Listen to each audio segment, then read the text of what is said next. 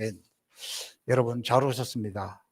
오늘도 우리 예배에 성령님이 임재하시고 예배에 참여한 저와 여러분 모두에게 우리의 영, 우리의 마음, 그리고 우리의 육체도 주님이 우리를 만져주셔서 치유가 일어나고 기적이 일어나는 시간이 되기를 주님의 이름으로 축복합니다.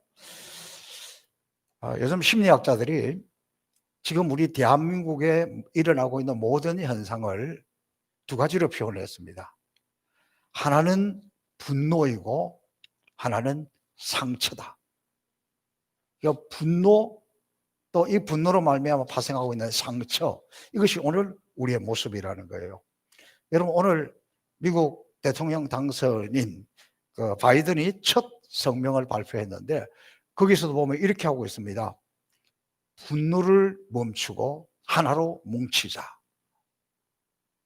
미국도 큰 화두가 분노입니다. 분노. 어쩌면 지금 이 지구상에 살아가고 있는 모든 사람들이 이 분노 때문에, 상처 때문에 힘들어가고 있는 그런 모습이지 않을까 싶습니다. 특별히 코로나19 바이러스는 우리나라뿐만 아니라 전 세계를 덮쳤습니다. 이것은 인류 전체에 대한 재난입니다.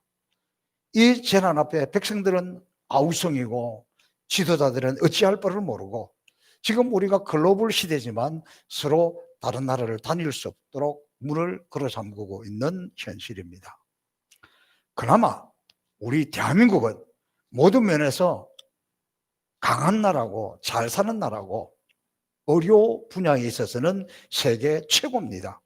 그래서 미국에서도 캐나다에서도 호주에서도 있는 사람들은 한국에 치료하러 오고 없는 사람들은 한국의 의료비가 싸니까 또 들어오고 세계에서 가장 의료 강국입니다.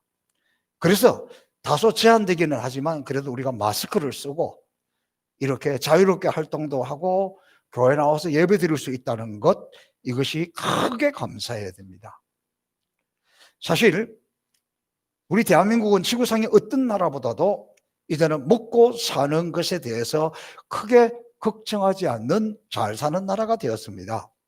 여러분이 잘 못 느끼실는지는 모르지만 우리가 지금 이렇게 살아가는 것이 이 지구상에서 제일 잘 사는 나라 중에 하나라는 걸 알아야 돼요. 뭐 힘들고 원망이 많고 불평이 많고 뭐 왜 이런가. 그러나 이 지구상에 살펴보면 그래도 우리나라가 잘 살고 있는 나라 중에 하나입니다. 우리 김문현 장로 아들 김인혜 집사가 결혼을 하고 얼마 있지 않아서 좀 저 낯선 중남미의 파나마라는 나라에 1년 동안 가서 살았습니다. 거기도 코로나가 덮쳐가지고 거기서 버티다가 견디다 못해 쓰러질 때 그때가 와서 다시 돌아왔습니다. 자가 격리를 하고 지난주에 첫 예배를 드렸고 어제 지난 주간에 우리가 2부 예배 시간에 신생아 축복기도도 해주었습니다. 그런데 견디다 못해 돌아왔지만 저는 돌아보니까 감사한 일이 너무 많습니다. 파나마에서 귀하게 얻은 딸, 그것만 해도 축복이죠. 국적이 파나마입니다. 또 우리 김인혜 집사가 신앙적으로는 한국에 있을 때 교회의 소중함을 모르고 불만스러운 것이 많아서 그랬는지 좀 교리적으로 극단적인 그런 교리에 가진 그런 단체의 잘못된 무리 가운데 좀 빠졌는데 파나마에 가서 다시금 살아계신 하나님의 손길과 은혜를 깨닫고 돌아왔습니다. 그래서 완전히 이전에 잘못된 그런 교리 극단적인 것에서 커밍아웃 했습니다. 그렇게 해서 저에게 찾아와서 자신의 죄와 그동안의 무리함과 잘못된 것을 말하면서 용서를 구했습니다. 혹시라도 그것이 무엇인지를 알고 따라가려고 했던 분이 있더라면 커밍아웃 했으니까 돌아오시기를 바랍니다. 뭐 어르신들은 무슨 말인지 잘 모를 수도 있겠는데 그런 일이 있습니다. 또 코로나19로 그 나라 상황을 설명을 하는데 기가 막혔습니다. 가난한 나라인데 그 사람들이 먹는 것 몇 개를 제외하고는 살아가는데 필요한 이 필수품들이나 이런 것들이 물가 수준이 우리나라하고 거의 같다는 거예요. 그러면 여러분, 수입은 조그만데 물가가 우리나라처럼 같으면 어떻게 살겠습니까? 그만큼 어렵다는 거죠. 자동차도 홀수, 짝수로 나누어서 움직이고, 사람도 오늘은 남자가 움직이는 날, 내일은 여자가 움직이는 날, 이렇게 하니까 뭐 자동차를 타고 어디 나가고 이런 것들 자체가 굉장히 고통스럽고 날짜 맞추기도 어렵고 힘들었다는 거예요. 또 의료시설이 엉망인데 그래도 그곳에서 아이를 출산하고 건강하게 돌아온 것을 보니까, 제가 이렇게 지난 주간에도 이게 신생아 축복기도 하면서 보니까 아주 초롱초롱하게 건강하게 돌아온 거 그 자체가 은혜 아닙니까? 또 이야기하는 것을 들어보니까 출산을 했는데 먹을 것을 구하기도 어렵고 어떻게 할 수가 없으니까 미역국은 고사하고 남편이 집에서 짜장면만 2주 동안 줬어. 그걸 먹고 버텼다는 거예요, 산모가. 그래서 그 마음을 들으니까 참 마음이 짠하더라고요. 지난주에 교회 왔는데 너무 한 20kg 이상을 체중을 줄인 것 같아요. 그래서 너무 날씬하고 인물이 출중해서 못 알아볼 뻔했습니다. 한 20kg 체중이 빠졌으니까 깜짝 놀랐습니다. 그런데 또 이야기를 들으니까 한 주간 안에 그동안 먹고 싶은 거 다 먹느라고 뭐 한 4, 5kg 늘었다고 걱정하는 모습도 보았습니다. 또 직장 없이 놀면서 지낸다는 것이 얼마나 고통스럽다는 것을 깨달았기 때문에, 일 없이 노는 것이 얼마나 고통이라는 것을 깨달았기 때문에 내일부터 당장 또 출근을 한다는 거예요. 저는 이런 이야기를 들으면서 지금 우리가 살아가고 있는, 지금 우리 교회, 지금 우리나라, 이런 것을 생각하면서 너무 감사했습니다. 우리는 이 지구상의 다른 나라들에 비하면 이렇게 잘 삽니다. 지금 그렇다면 여러분, 우리나라가 그래 이렇게 잘 살구나, 그래서 만족하십니까? 행복하십니까? 제가 이거 질문하려고 지금까지 설명을 한 거예요. 여러분은 지금 우리 삶에 만족하고 감사하고 행복하십니까? 전 세계를 대상으로 해서 행복지수를 발표하는 것을 보면 대한민국은 최하위 그룹에 속해 있어요. 만족하지 않은 거예요. 대한민국 국민들은 행복하지 않는 거예요. 그러면 행복지수가 가장 높은 나라는 인구가 75만 명밖에 안 되고 국민소득이 2,000불, 우리나라가 3만 불이니까 우리나라의 15분의 1밖에 되지 않는 소득, 그걸 가지고 있는 저 히말라야 꼭대기에 있는 부탄이라는 작은 나라입니다. 그러니까 잘 산다고 행복한 것이 아니라는 것입니다. 여러분, 우리나라의 40대 이상 여성들은 절반 이상이 아프다는 거예요. 마음이 아프다는 이야기가 아니라 실제로 몸에 통증이 일어나는데 가서 검사를 해보면 정확한 이유를 못 느끼는데 이게 통증이 있고 아프게 그걸 느끼면서 산다는 거예요. 제가 어릴 때에는 노인들이 내일 비가 올 것 같으면, 밤에 비가 올 것 같으면 아이고 허리야, 아이고 관절이야, 뼈마디가 쑤신다, 일기예보를 했습니다. 그런데 요즘은 40대 아이들이 그걸 느끼고 그렇게 한다는 거예요. 기가 막힌 일이 아닙니까? 그런데 왜 그렇게 되었느냐? 스트레스와 분노가 쌓여서 그렇다는 거예요. 스트레스를 뽑아내고 분노를 뽑아내야 된다는 거예요. 그만큼 우리가 육체만 아픈 것이 아니라 마음도 아프고 우리 사회가 그만큼 병들었다는 거예요. 세상만 이렇게 힘들고 아픈 것이 아니라 교회도 아픕니다. 코로나19로 말미암아 교회가 아주 가장 치명타를 입었고 아예 동네 북이 되었습니다. 한국교회 전체가 비틀거리고 지금 이렇게 나와서 예배를 드릴 수 있지만 오늘부터는 좀 더 풀려서 이 예배당의 50%가 예배 드릴 수 있도록 지금 그 정부에서 그렇게 했습니다. 그런데 예배 드릴 수 있는데도 못 와요.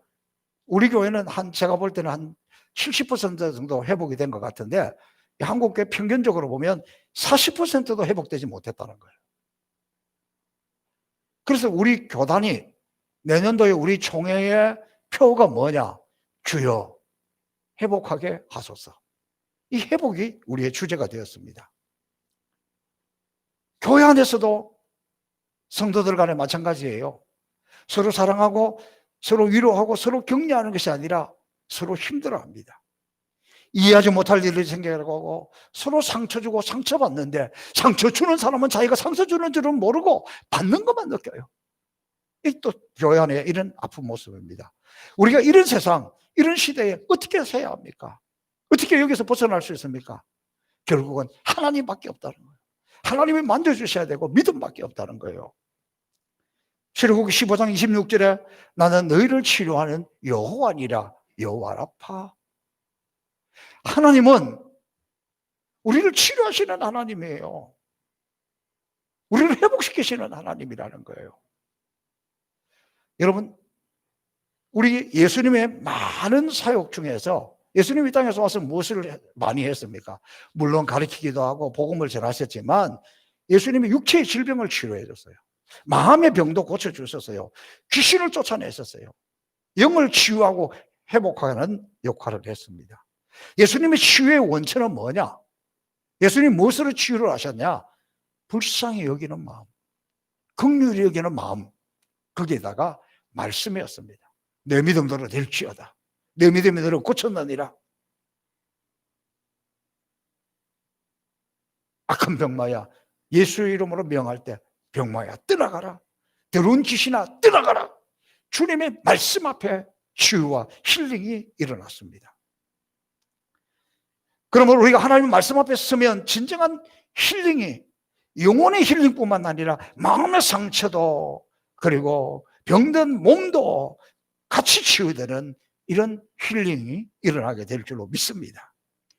느헤미야가 이것을 잘 깨달았습니다. 이걸 잘 깨달았기 때문에 이 백성들에게 이제 우리가 하나님의 말씀으로 돌아가자, 말씀을 붙들자, 말씀 앞에 서자, 말씀이 있어야 산다는 것을 강조하고 있습니다. 그래서 오늘 이 읽었던 본문의 말씀은 우리가 말씀 앞에 서는 원리를 크게 세 가지로 설명을 하고 있습니다. 첫 번째, 말씀 앞에 서는 원리가 뭐냐? 하나님의 말씀을 밝히 알고자 하여야 한다는 거예요. 성경을 한 귀로 읽고 한 귀로 흘러가는 것이 아니라 하나님의 말씀을 읽고 들을 때에, 설교 말씀을 들을 때에 밝히 알고자 두 번씩이나 지금 오늘 이 본문에 강조하고 있습니다. 여러분은 성경을 읽으면서 밝히 알고자 집중하고 있습니까? 여러분 예배 시간에 올 때도 하나님, 오늘도 내가 하나님 말씀을 밝히 깨달을 수 있도록 기도하고, 설교자를 위해서 기도하고, 말씀 듣는 것을 기도하고, 성령의 감동을 가지고 있어야 말씀을 들을 때에 밝히 깨닫는 은혜가 임하게 될 줄로 믿습니다. 오늘 13절 말씀해 보세요. 그 이튿날 무 백성들의 족장들과 제사장들과 레위 사람들이 율법의 말씀을 밝히 알고자 하여 학사 에스라의 곳에 모여서, 왜 이들이 학사 주위에, 에스라 주위에 모였습니까? 그것은 사람이 떡으로만 사는 것이 아니라 여호와의 입에서 나오는 모든 말씀으로 사는 것, 그 말씀 때문입니다. 하나님의 말씀이 내 영혼을 깊숙이 터치하지 않고 어떻게 영혼의 회복이 일어나겠습니까? 새로워질 수 없습니다. 하나님의 말씀이 내 마음을 툭 건드리고 가야 마음의 치유가, 힐링이 일어나는 거예요. 하나님의 말씀이 내 육체를 터치할 때 치유가 일어나고 기적이 일어나고 힐링이 일어난다는 거예요. 그래서 우리는 말씀을 밝히 알고자 말씀 앞으로, 말씀 가까이 다가가는 것을 부흥이라고 합니다. 제가 목사로서 받은 가장 귀한 축복은 말씀을 밝히 깨닫는 은혜입니다. 이건 여러분이 가지지 못한 제가 받은 은혜입니다. 왜냐하면 여러분, 제가 매일 새벽기도 인도하려면 매일 성경을 한 장씩 읽고 설교를 하는데, 요즘 이사야서를 하고 있는데 이사야서 읽고 제가 밝히 깨닫는 것 없이 어떻게 설교합니까? 깨닫는 것도 없이, 밝히 아는 것도 없이 설교하면 교인들이 어떻게 해요? 은혜가 안 되죠. 목사님 보따리 싸서 가세요, 그러는 거죠. 그러니까 설교를 얼마나 많이 합니까? 주일날도 설교하고 수요일날도 설교하고 신방 가서도 설교하고. 그러니까 말씀을 맡은 자, 설교자이기 때문에 주시는 은혜가 있는데, 그 은혜가 뭐냐? 먼저 말씀을 밝히 아는 거예요. 깨닫는 거예요. 이게 있어야 살고 이게 있어야 목회합니다. 지금 깊어가는 가을에 우리는 다음 주 추수감사절까지 말씀 대축제를 하고 있습니다. 벌써 지난주 초에 1등으로 성경을 다 써서 지금 뒤에 전시회는 우리 배영남 군사님 연세도 높은데 벌써 했더라고요. 이제 끝나고 가서 보니까 일부 예배 끝나고 보니까 한상동 집사님, 임선혜 군사님 이 또 부부가 같이 또 써서 갔더라고요. 이야, 너무 귀한 일 아닙니까? 주의 말씀을 향해서 달려가고 그 말씀을 붙들고 그 말씀을 읽고 그 말씀을 쓰고 그 말씀을 암송하면서 밝히 깨닫게 될 때에 진정한 부흥이 일어나고 진정한 힐링이 일어나고 진정한 치유가 일어납니다. 저는 한 주가 남았지만 이 가을에 막 말씀을 쓰다가도 기적이 나타나고 말씀을 읽는 중에 눈물도 나고 감동도 나고 그러면서 하나님의 역사가 저와 여러분 가운데 나타날 수 있기를 주님의 이름으로 축복합니다. 우리가 말씀 앞에 서는 두 번째 원리는 하나님의 명령에, 말씀의 명령에 순종하는 거예요.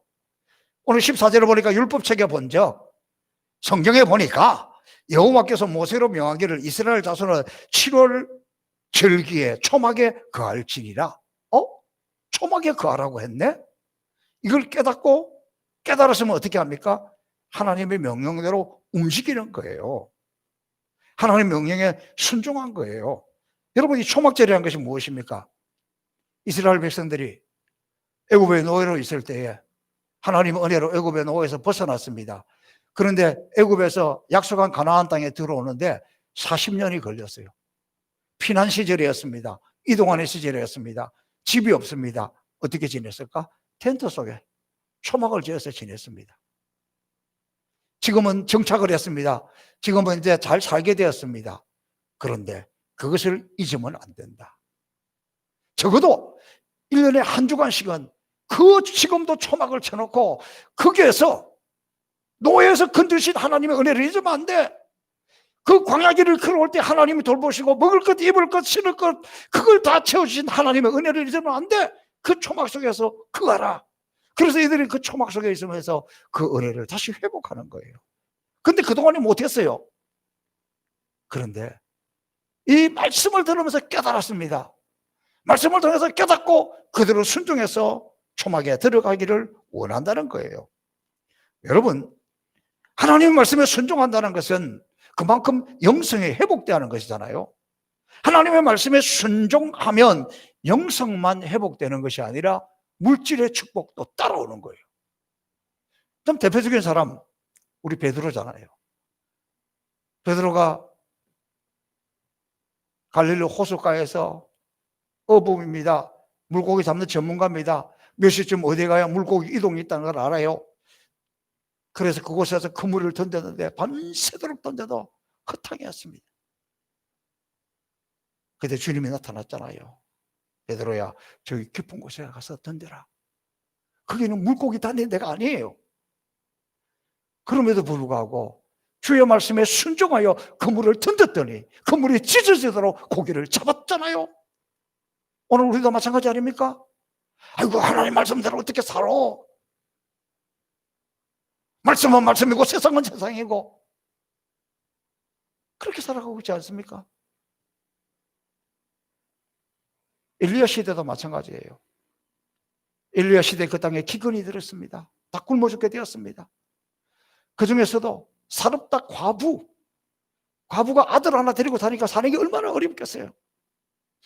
아껴서 먹고 그렇게 했음에도 불구하고 우리나라로 치면 뭐라 그럴까요? 호떡 하나 구울 수 있는 그 조그마한 가루가 남았고 그거 한번 기름 남아있어요. 아들을 붙들고 얘야, 이거 이제 마지막으로 구워 먹고 이제 죽는구나. 입에 넘어가지도 않을 만큼 너무너무 귀한 거 아니에요. 근데 엘리야 선지자가 와서 너 그거 구워다가 나한테 갖다 다오. 내가 너무 배가 고프다. 아니, 무슨 놈의 선지자가 이렇게 긍휼이 없어. 아니, 있는 거 초도 모자랄 판에. 그런데 살았다 가부가 순종하잖아요. 순종할 때에 그 흉년이 끝나기까지, 기근이 끝나기까지 그 통에 가루가 마르지 않았고, 또 아침에 눈 떠서 가면 요만큼 있고 기름 요만큼 있고, 그래서 끝까지 하나님의 복을 누렸던 이야기를 우리는 잘 알고 있습니다. 광야길을 걸어가던 이스라엘 백성들은 주의 말씀에 가 그러면 가고 서라 그러면 서고 순종할 때 그 가나안 땅에서 벗어나서 약속의 땅으로 갈 수 있었습니다. 오늘도 우리가 하나님 말씀에 순종하며 나갈 때 영이 회복되고 마음이 회복되는 것뿐만이 아니라 우리의 삶도 풍성한 삶으로 하나님 인도하시는 것을 믿으시기 바랍니다. 말씀에서는 세 번째 원리는 하나님의 말씀을 붙들 때에, 하나님의 말씀을 내 삶 속에 적용할 때에 큰 기쁨과 그 즐거움을 맛봐야 된다는 거예요. 이걸 맛보지 않고 뭐 말씀대로 산다 이렇게 말할 수 없다는 거예요. 오늘 17절 말씀해 보니까 사로잡혔다가 돌아온 회무리가 다 초막을 짓고 그 안에 눈의 아들 여호수아가 때로부터 그날까지 이스라엘 자손이 이같이 행함이 없었으므로 이에 크게 즐거워하며, 크게 즐거워했다는 거예요. 그동안 이렇게 말씀에 순종한 적이 없었는데 말씀에 순종하는 모습을 보고 크게 즐거워했다는 거예요. 이게 초막절에 좀 이 크게 즐거워했던 의미를 알기 위해서는 이 초막절의 의미를 중요함을 우리가 다시 한번 깨달을 필요가 있어요. 여러분, 초막절이라는 것은 그들이 한 해의 농사를 잘 지어서 추수하게 될 때에 그 추수한 것을 바라보면서 하나님이 이렇게 은혜를 주셨구나, 하나님이 이렇게 복을 주셨구나, 그러면서 그 초막에서 그걸 생각하면서 감사하는 거예요. 그걸 생각하면서 기뻐하는 거예요. 그래서 이건 열매의 즐거움이고 추수의 즐거움입니다. 이것은 응답의 즐거움이고 예배의 즐거움입니다. 어제 우리 이천덕 장로님 밭에 배추와 무, 그리고 이천만 장로님 밭에 배추와 무를 가져와서 절여 놓았습니다. 오늘 오후에 김장을 합니다. 이번에 아무에게도 김장 재료를 가져오십시오, 김장하니까 이렇게 준비하고 오십시오 이야기 안 했습니다. 사실 지금 우리는 교회에서 식사를 못하기 때문에 지금 당장은 김장이 필요가 없습니다. 그럼에도 불구하고 김장을 하는 것은 두 형제 장로님께서 이 김장 농사를 시작할 때부터, 씨를 뿌릴 때부터, 심을 때부터 교회 김장을, 아버지 집의 김장을 준비해 왔다는 거예요. 그래서 언제라도 코로나19가 끝나고 식사하게 되면 우리는 김장을 안 했는데 이렇게 걱정하지 않게 지금 김장을 하고 있습니다. 저는 이것을 보면서 얼마나 마음이 따뜻하고 뿌듯한지 모르겠습니다. 이 장로님들의 정성과 이 감사의 마음을 아버지 하나님께서 기쁘게 받으실 줄로 믿습니다. 교회는 이런 분들의 마음과 이런 분들의 정성과 이런 따뜻함으로 유지하는 거예요. 뭐 잘났다고 똑똑하다고 따지고 뭐 하고 그런 사람 통해서 교회가 되는 게 아니에요. 은혜 앞에 감사하는 사람, 아버지 집을 먼저 생각하는 사람, 아버지의 백성들을 먼저 생각하는 사람,